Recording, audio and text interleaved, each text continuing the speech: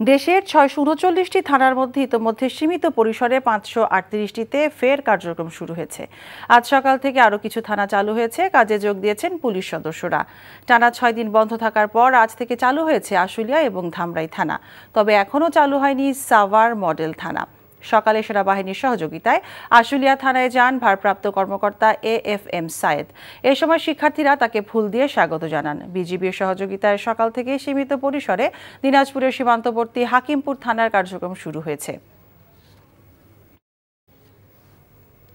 এ বিষয়ে জানতে আমরা এখন যাচ্ছি ফরিদপুরে। সেখানে আছেন আমাদের স্থানীয় প্রতিনিধি সঞ্জীব দাস। সঞ্জীব, ফরিদপুরে কতটা থানায় কাজ শুরু হয়েছে আর পুলিশ সদস্যরা কিরকম যোগদান করেছেন আমাদেরকে জানাবেন। মিতা, আপনি জানেন যে ফরিদপুরে ৯টি থানা রয়েছে, সেই ৯টি থানার কার্যক্রম শুরু হয়েছে সীমিত পর্যায়ে।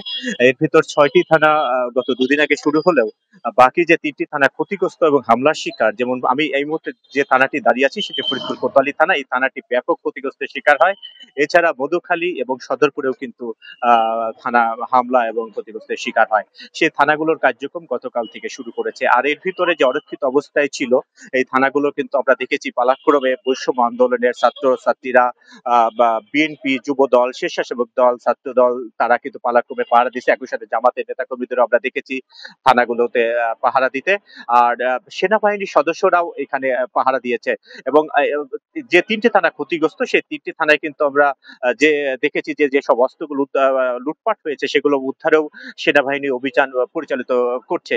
আমরা এই সকল বিষয় নিয়ে কথা বলেছিলাম ফরিদপুরের পুলিশ সুপার মোহাম্মদ মোর্শেদ আলমের সাথে।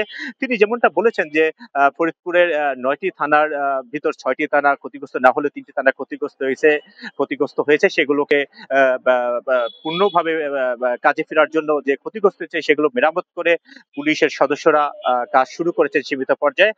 তিনি আশা করেছেন যে কয়েকদিনের ভিতরে পূর্ণাঙ্গ কার্যক্রম তারা ফরিদপুরের ৯টি থানায় শুরু করতে পারবেন বলেই জানিয়েছেন। আর আমরা সকালে দেখেছি থানাতে পুলিশের সদস্যরা তারা আসতে শুরু করেছেন এবং কাজ শুরু করেছেন। তো মিতা, এই ছিল ফরিদপুর থেকে আমার কাছে সর্বশেষ সংবাদ থানার বর্তমান পরিস্থিতি, চলমান কার্যক্রম নিয়ে। জি মিতা, ফরিদপুর থেকে জানছিলাম থানার কার্যক্রমের সবশেষ খবর।